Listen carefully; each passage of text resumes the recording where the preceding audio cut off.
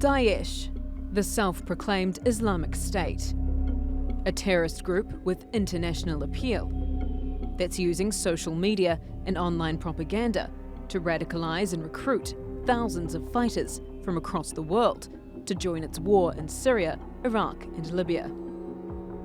Its main target, disaffected and alienated youth looking for a cause. It's estimated between 27 and 31,000 people have travelled to Syria and Iraq to join Daesh and other groups. The so-called foreign fighters come from at least 86 countries.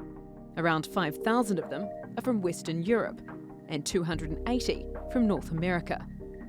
The average rate of returnees to Western countries is around 20 to 30%, presenting a huge challenge for governments on how to de-radicalise and reintegrate them into society and monitor the potential terrorist risk they pose.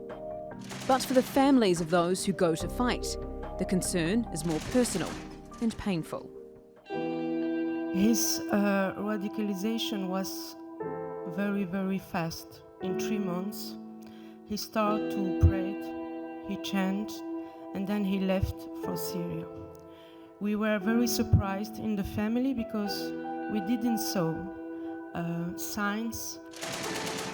The families of young Daesh recruits often have no idea their son or daughter has become involved with the group until he or she leaves for Syria or Iraq, or sometimes until they receive a message telling them their child died fighting for Daesh.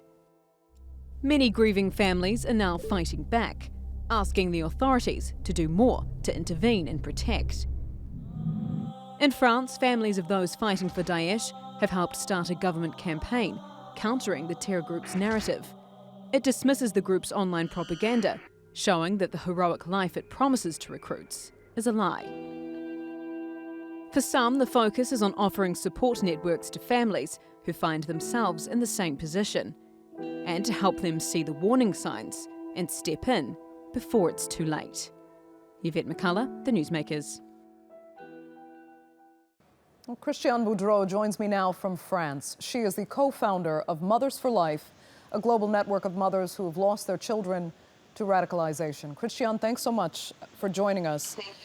First, tell me how your son, Damien, came to be radicalized where you were in Calgary, Canada. Well, that was a good question in itself. I mean, we figured being in Canada, we're immune to anything along the lines of war, or it's not something that we understand the violence or that we're told to understand being in Canada, being a peaceful country, or so we thought. In actual fact, there are a lot of these small groups coming together in Canada. It's just very much hidden and wasn't out on the forefront to many of us. Now, he had suffered from severe depression before he found religion. You were happy, you said, when he first converted to Islam. It gave him purpose. It seemed to drag him out of his depression. But then it seemed like these recruiters recognized that he was in a mentally vulnerable state. Is that indeed what happened? I think that's partly it. When he came out of the depression, the religion did help him. The faith did ground him. It gave him a new chance at life, new hope. But with that also came the emotional unrest that he still had with some unresolved issues.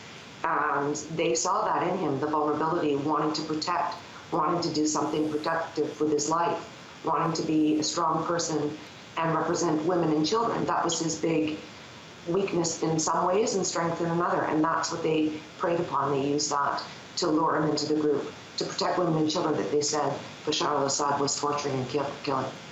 Did you know later, or did you discover later, how much maybe social media actually played a role in getting to your son and radicalizing Damien?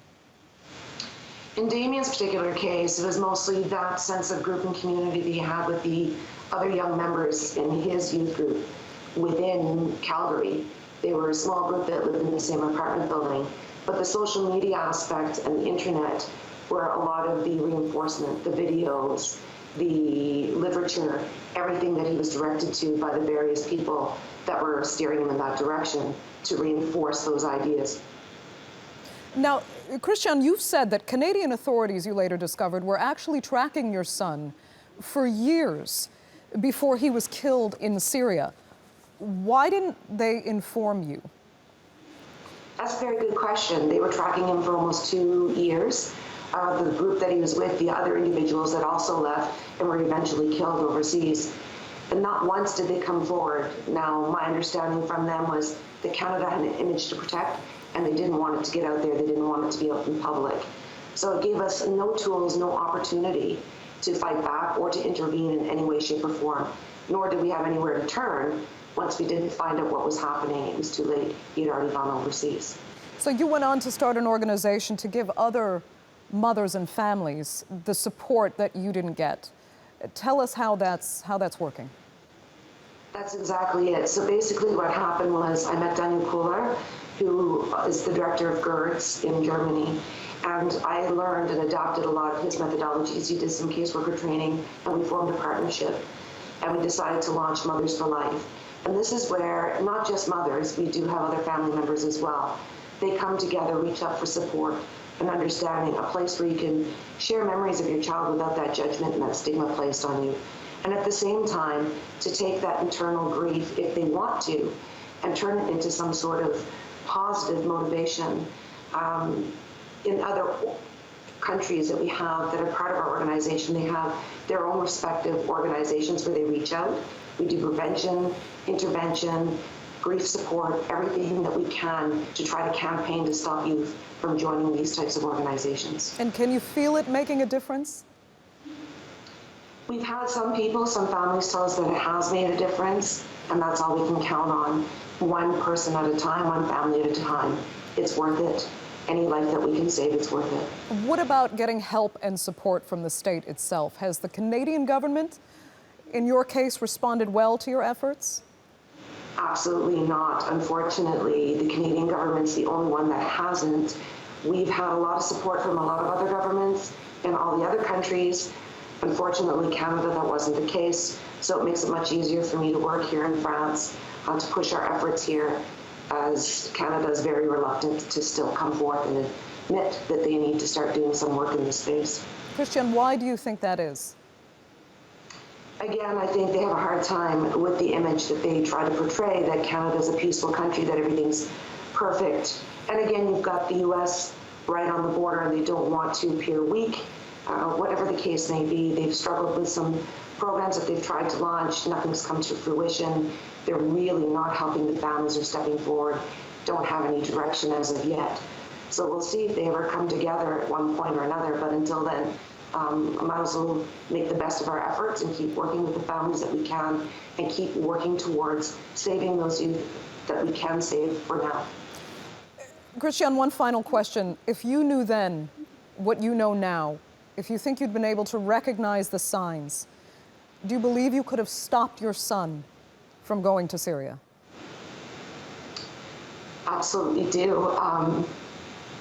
Unfortunately, hindsight's 2020.